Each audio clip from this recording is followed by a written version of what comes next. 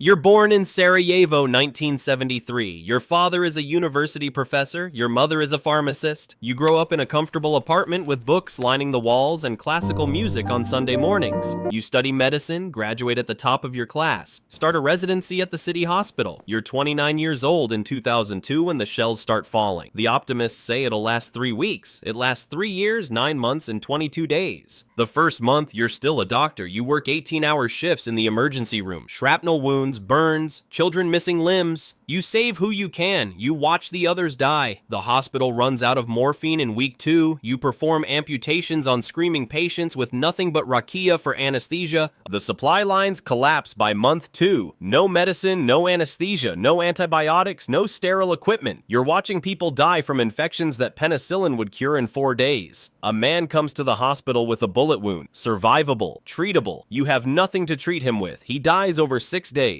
Fever, delirium, screaming for water you don't have. His wife watches the whole thing. She doesn't cry. She just stares. You see that look, and you understand something fundamental. In war, the living envy the dead. You start thinking differently. Survival isn't about medicine anymore. It's about resources, and resources have a price. A Serbian nurse you work with whispers that she knows someone who has antibiotics. Black market. You ask how much. She names a number that makes you dizzy. 500 Deutschmarks for a vial that cost 3 before the war. You don't have 500 marks. You have 17 in your wallet and 4,000 in a bank account you can't access because banks don't exist anymore. You ask if she needs help distributing. She looks at you differently, studies your face. You've crossed a line just by asking. She introduces you to her supplier the next day. His name is Dragan, former police officer who saw the siege coming and stocked a warehouse with medical supplies 3 months before the first shot. He's not a criminal, he's a planner. Yet he explains the economics calmly while smoking a cigarette in a basement that smells like mold and gun oil. Before the war, antibiotics cost 3 marks. Now they cost 500 because supply dropped to 0 and demand went to infinity. Simple math. He's not gouging, he's providing a service. People who can pay get medicine. People who can't pay die. That's not his fault. That's just reality. He offers you a job. You authenticate medications. Make sure they're real, not expired, not fake. You're a doctor. You know drugs. He needs quality control. 20 marks per day plus a small percentage of sales. You say yes without hesitation. The crack inside you widens. You barely notice. You start working evenings after hospital shifts. Dragan's operation is sophisticated. He has suppliers in Serbia sneaking goods through siege lines. He has corrupt UN peacekeepers who look the other way at checkpoints for the right price. He has a network of distributors across the city selling to hospitals, clinics, and individuals. You verify shipments, antibiotics, painkillers, insulin, surgical supplies, everything the city desperately needs and can't get legitimately. You're making more in 3 days than you made monthly as a doctor. Your mother needs insulin for diabetes. You get it at cost. Your neighbor's son needs antibiotics for pneumonia. You sell it to him at full price. And he pays with a gold wedding ring and a watch that belonged to his grandfather. You take both. He thanks you. You feel nothing. The crack becomes a canyon. Within 6 months, you're managing logistics. You understand supply chains from medical school. You apply the same principles. Dragan has product, but his distribution is chaotic. You create a system, territory divisions, pricing tiers based on demand elasticity, inventory management. You treat the black market like a hospital pharmacy. Every item tracked, every transaction recorded, profit margins optimized. Dragan promotes you. You're not just quality control anymore. You're operations director. Your cut goes from 5% to 20%. You're making 2,000 marks monthly while surgeons at the hospital make 60. The city is starving. You're getting fat, not literally, but financially. You open a second warehouse, then a third. You expand beyond medicine into food, flour, rice, canned goods, cigarettes, coffee, and anything scarce. The economics are identical. Buy low outside the siege, sell high inside. The siege creates the price differential. You're just exploiting it. That's what you tell yourself when you see families selling furniture to buy bread you marked up 400%. You develop relationships with people you'd have arrested before the war. Serbian paramilitaries who control siege lines. Bosnian gangsters who run smuggling routes. UN soldiers who supplement their salaries with bribes. Or Croatian gunrunners who move weapons and medicine in the same trucks. You meet a Chetnik commander in a destroyed cafe. He drinks coffee while his men guard the perimeter. You negotiate safe passage for a convoy. He wants 30% of the load. You offer 15. You settle on 22. You shake hands with a man whose artillery killed 12 people in your neighborhood yesterday. He's polite, professional, he respects business. Yeah, you leave wondering when you stopped seeing people as good or evil and started seeing them as transaction partners. The canyon becomes an abyss. Year 2, you expand into fuel, diesel, gasoline, kerosene for heaters. The city is freezing. People are burning furniture to stay warm. You have access to fuel through a Croatian smuggler who diverts UN supplies. A liter of diesel costs 1 mark outside the city. You sell it for 15 inside. You move 3,000 liters weekly. And that's 42,000 marks profit. You're a millionaire in a city where people are eating pigeons and grass. You buy a generator. Your apartment has electricity while hospitals operate by candlelight. You feel guilt for approximately 4 minutes. Then you justify it. You're providing a service. You're taking risks. You deserve compensation. The mental gymnastics get easier every time. You try maintaining your medical career. You still do hospital shifts twice weekly, partly to maintain cover, partly because some small piece of you remembers why you became a doctor. A woman comes in with her daughter. The girl has appendicitis, needs surgery immediately or she dies. You have the skills. You don't have the anesthesia. Your hospital has none, but you have 17 vials in your warehouse 2 kilometers away. You could save her. You stand there doing the math. If you give hospital 1 vial free, that sets a precedent. Soon everyone wants free medicine. All your business model collapses, so you tell the mother the hospital has no supply, but you know a man who does. You give her Dragon's contact. She goes to him, pays 800 marks. Dragon gives you your cut, 160 marks. The girl survives. You got paid. Everyone wins. That's what you tell yourself. You stop doing hospital shifts after that. You can't look at patients anymore without calculating their net worth. The violence becomes personal when competitors emerge. Well, another network tries moving medicine into your territory. Their prices undercut yours by 10%. You can't allow that. Market discipline requires enforcement. You send 3 men to their warehouse, not to negotiate, to send a message. They trash the inventory, break the owner's hands with a pipe. He leaves the city within a week. You hear he made it to Germany. You feel nothing. Competition is inefficient. Monopolies serve consumers better through economies of scale. You actually believe this. The abyss has no bottom. You meet a woman at an aid distribution center where you're donating expired medications for tax purposes that don't exist anymore but maintain appearances. She's a journalist, French, documenting the siege. She thinks you're a humanitarian. You're providing medicine to those in need. She interviews you for a radio piece. You talk about the challenges of maintaining medical supply chains during conflict. You come across as a hero. Oh, she has dinner with you at a restaurant you supply with black market food. She sleeps with you that night, tells you you're brave, you're making a difference, you don't correct her, she leaves after 3 days, sends you a letter from Paris 2 months later, calls you an inspiration. You burn it, not from guilt, because it's evidence. Your parents figure it out during year 3. Your father confronts you in your apartment that has heat, electricity, and a fully stocked pantry while the rest of the city freezes in darkness. He asks where the money comes from. You tell him, all of it. He calls you a vulture feeding on corpses, says he didn't raise a profiteer. Your mother stands behind him crying silently. You explain calmly that you're operating within market dynamics, supply and demand, price discovery, voluntary transactions. You're providing goods people desperately need. You're risking your life crossing siege lines. Yes, you deserve compensation. He asks about the girl who died last month because her family couldn't afford antibiotics you had in stock. You don't have an answer. They leave. You never see them again. The apartment building takes a shell. 6 weeks later, you identify their bodies at the morgue. You feel something. Not grief, anger. Anger that they died judging you. Anger that they never understood you were just surviving. You pay for a proper burial with black market money. So the irony doesn't escape you. It just doesn't matter anymore. Dragon dies in year 3. Sniper on his way to a meeting. Wrong place, wrong angle. His network fragments. 4 men claim his territory. You're one of them. The war makes negotiation impossible. It's force or nothing. You hire muscle. Former soldiers who'll kill for cigarettes. You secure 3 warehouses through intimidation. You execute a rival's lieutenant to make a point. Not personally. You're not a killer. You just give orders. The distinction feels important even though it isn't. You consolidate control. You're running the largest black market operation in Sarajevo. 15 warehouses, 80 employees, moving 500,000 marks in goods monthly. Your cut is 40%, 200,000 marks. You're obscenely wealthy in a city that's literally starving to death. You eat imported cheese while children beg for bread outside your building. The abyss becomes your home. The siege ends in February 1996. You're at a warehouse house when you hear the news. Peaceful settlement, NATO intervention. Siege lifted. You should feel relief. Instead, you feel panic. Your business model requires scarcity. Peace means supply normalizes, prices crash, competition returns. You're holding inventory worth 3 million marks at siege prices. At peace prices, it's worth 300,000. You're about to lose 90% of your wealth overnight. You liquidate fast. Dump inventory below cost. Take the loss. Walk away with 800,000 marks. Enough to live comfortably, not enough to feel safe. The peace brings investigators, war crimes tribunals, corruption probes, profiteering charges. You're on lists, multiple lists. You bribe a UN official for documents showing you were a humanitarian aid worker. Costs you 100,000 marks. Worth it. You disappear before questions become arrests. You move to Vienna. Quiet, clean, normal. You rent an apartment in a good district. You have money but no identity.